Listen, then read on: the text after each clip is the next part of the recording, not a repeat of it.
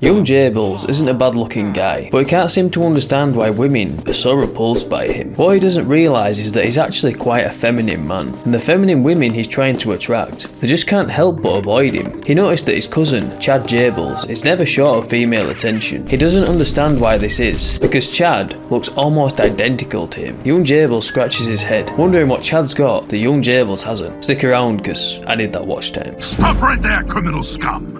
I won't say that I was super feminine when I was younger, because I wasn't, but there was a time in my life where I was displaying a lot of feminine energy, and when I was doing this, I had no idea I was pushing so many women away. Coincidentally, this was also the same part of my life where my self-esteem was at its lowest. I remember when I was about 16, and my girlfriend at the time was initially very attracted to me, but as I spent more and more time with her, I could feel something begin to shift, but I didn't know what. Long story short, I became more feminine and submissive, and this would push her further away from me until she finally had to end the relationship.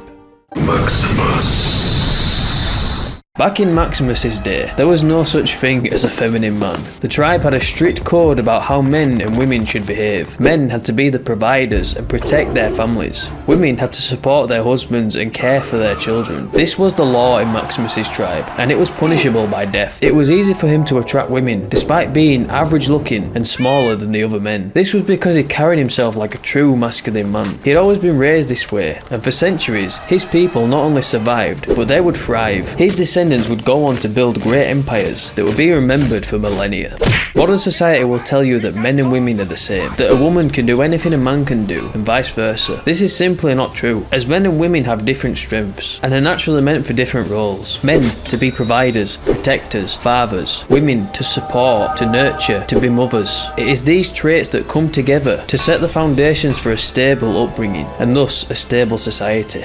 You might notice that, as a man, you find feminine traits attractive, and this is not by accident. This is because your male biology wants you to reproduce. So when you come into contact with a feminine woman, you feel much more attraction. Women are very similar in this regard. When they come across men with masculine traits, they are much more drawn to that man, whether they realise it or not. This is known as polarity, and it is essentially the bottom line of attraction in relationships. You could be the most physically attractive man there is. You could be 6'10", built like a brick wall, and be Giga Chad himself. But if you carry yourself in a feminine way, women just aren't going to feel a pull towards you. Try and imagine the most physically feminine and beautiful woman you can imagine. She's probably your dream woman, isn't she? Now I want you to imagine that she thinks, talks, and approaches problems like a man. Let's say you're out in public and someone tries to mug you, but before you can act, she's already beaten the guy up and dealt with the situation. If you're a masculine man, this will make you feel very uncomfortable, and you'll feel somewhat emasculated. How would you feel if you was in this situation? Would you still feel the same level of attraction to that woman? Let me know by leaving a comment, and a like while you're at it.